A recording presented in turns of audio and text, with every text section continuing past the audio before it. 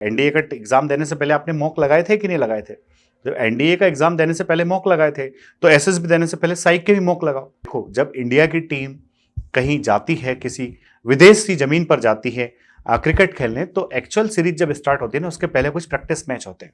तो practice match होते ही इसलिए हैं ताकि हमारे खिलाड़ी वहां पर वेल अकोमोडेट हो जाएं, हमारे प्लेयर्स वहां की पिच का जो बाउंस है वो समझ जाएं, वहां के वेदर के साथ एक्लेमेटाइज हो जाए, सो दैट हमारे प्लेयर्स एक्चुअल मैच के अंदर ठीक से परफॉर्म कर पाए। तो वही चीज आपको यहां पर करनी। जय हिंद दोस्तों। जब स्वयं का कैरियर दांव पर लगा हो तो मन में बहुत सारी दुविधाएं होती है, क्या करना है क्या नहीं करना है, अगर करना है तो किस तरह से परफॉर्म करना है। एसएसबी इंटरव्यू के जस्ट 5 डेज पहले आपको क्या करना है, आज के वीडियो में सारी बातें बताने वाला हूं, because these 5 days are very crucial for your recommendation. और दोस्तों यहां पर एक बात जो आपको याद रखना है, जो मैंने बोर्ड पे लिख दी है, कि जिसने स्वयं को जीत लिया, लक्ष्य उसके लिए बहुत छोटी सी चीज है।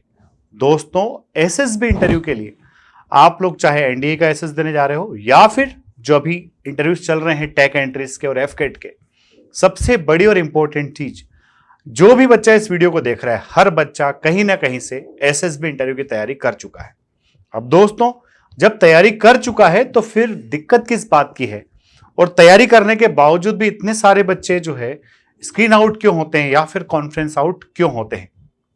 आपके साथ ये दुविधा ना हो, इसके लिए आप अपने आप को किस तरह से प्रिपेयर करें और किस वे में आप अपना बेस्ट रिजल्ट दे सकते हैं, इस वीडियो में ये सारी बातें हम लोग करने वाले हैं।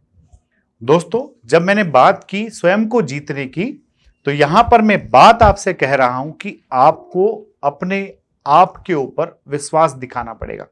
सबसे पहली चीज कि जब सेल्फ कॉन्फिडेंस बंदा रहता है तो सेल्फ कॉन्फिडेंस उस बंदे को प्रमोट करता है, पुश करता है पॉजिटिव परफॉर्मेंस के लिए। जब बंदे के अंदर आत्मविश्वास रहता है तो उसको अपनी परफॉर्मेंस पर डाउट नहीं होता है। एंड सबसे बड़ी विजय तभी हो जाती है जब व्यक्ति अपने ऊपर डाउट करना बंद कर देता है। तो दोस्तों अगर आपका एसएसबी 16 दिसंबर से स्टार्ट हो रहा है, तो एसएसबी की आपकी जो शुरुआत होने वाली उसके 5 डेज के अंदर आपको क्या करना है, या फिर आज से अभी से आप क्या बेहतर से बेहतर कर सकते हैं। तो सबसे पहले मैं आपको सजेस्ट करूंगा कि आप अपने एसएसबी के सिलेबस को 4 पार्ट्स में डिवाइड कर लीजिए। चारों हिस्सों में डिवाइड आपने आपके एसएसबी को कर लीजिए, और उसमें फर्स्ट पोर्शन जो है आपका screening test, psychology test, GTO और पर्सनल इंटरव्यू। अभी तक आप खुद भी महसूस करोगे इस वीडियो को देखने के बाद में कि आप इनमें से किसी एक चीज को बहुत ज्यादा टाइम दे रहे हो और बाकी चीजों को उतना टाइम नहीं दे पा रहे हो जितना उसको टाइम देने की जरूरत है। बिकॉज सपोज किसी बच्चे का साइकोलॉजी कमजोर है तो बस स्टोरीज लिखने में बिजी है, तो भाई साइकोलॉजी अकेला तो वहां टेस्ट होने वाला है नहीं, वहां जीटीओ भी होने वाला है, वहां पर्सनल इंटरव्यू भी होने वाला है। तो what you have to do, you just have to divide the syllabus into 4 parts. And जब स्क्रीनिंग टेस्ट की आप तैयारी करोगे दोस्तों, तो आपको ओआईआर के लिए ऐसे नहीं भटकना है कि यार कहीं से कुछ रेप्लिका मिल जाए, कहीं से कुछ एक्चुअल सेट की फोटोकॉपी या प्रिंट आउट कहीं मिल जाए। आपको ओआईआर के लिए एक्चुअल बुक से तैयारी करो। कुछ जो प्रैक्टिस सेट्स दिए रहते हैं प्रैक्टिस सेट्स लगाओ, क्योंकि कई बार ऐसा होता है बंदा कि आपकी जो एक्चुअल परफॉर्मेंस है वो ओआईआर में कुछ और होती है और बाकी remaining rest of the test में कुछ और होती है। That should be matched. आप ओआईआर के लिए एक्चुअल परफॉर्म करो, प्रिपेयर करके परफॉर्म करो। साथ ही साथ पीपी एंड डीटी। अब जब हम पीपी एंड डीटी की बात करते हैं मेरे दोस्तों, तो यहां पर प्रॉब्लम सबसे बड़ा क्या आता है, जब आपने पहली बार पीपीडीटी करना शुरू किया था तब तो आप पीपीडीटी के सारे नॉर्म्स फॉलो करते थे, सारे प्रोटोकॉल को फॉलो करते थे। जब आप पीपीडीटी करना सीख गए तो फिर आप डायरेक्टली क्या करने लगे, शॉर्टकट मारने लगे। आप पीपीडीटी की स्टोरी को भी टीएटी की तरह लिखने लगे।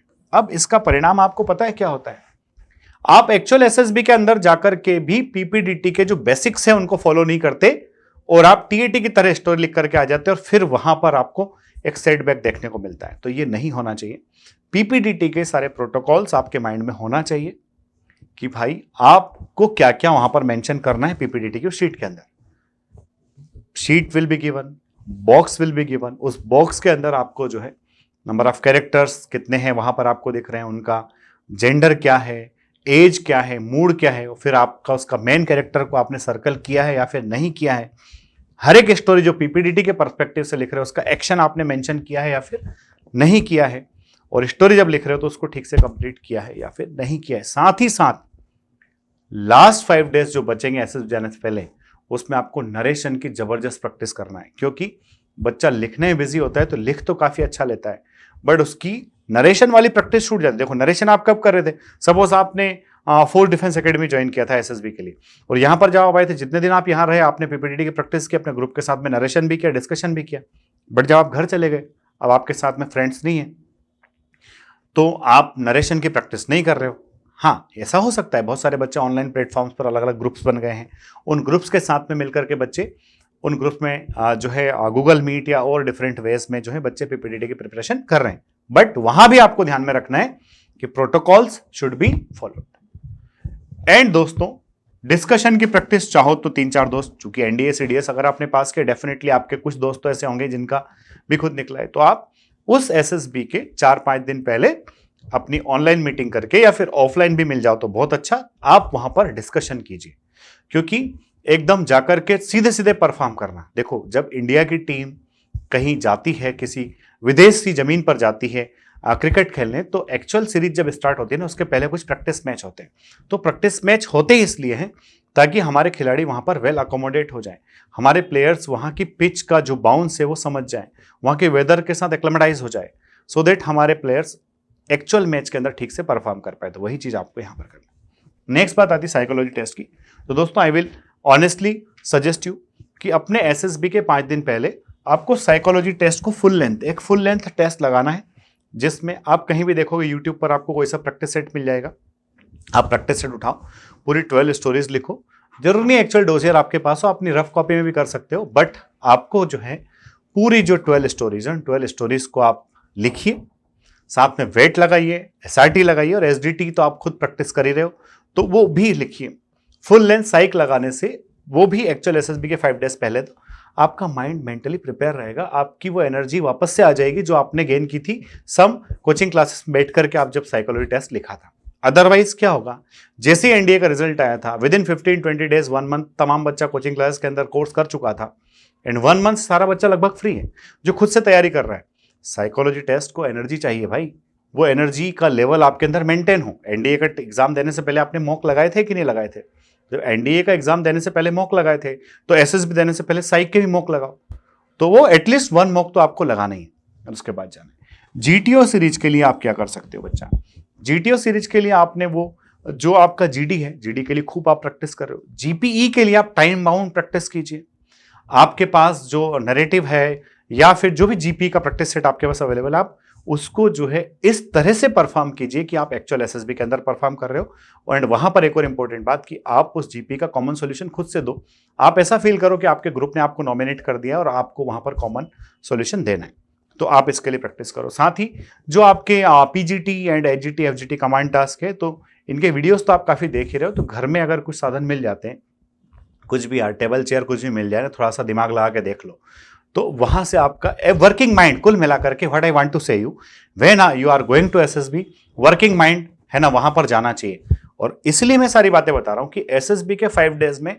आपको अपने आप को ना ऑटो पायलट मोड पे डाल देना है, क्योंकि सब कुछ आप 5 दिन पहले कर चुके हो यहां पर, तो हर चीज के लिए आइडिया, आपने नोट्स बनाए हैं टेक्निक्स के लिए, उन नोट्स को रिवाइज कर लोगे।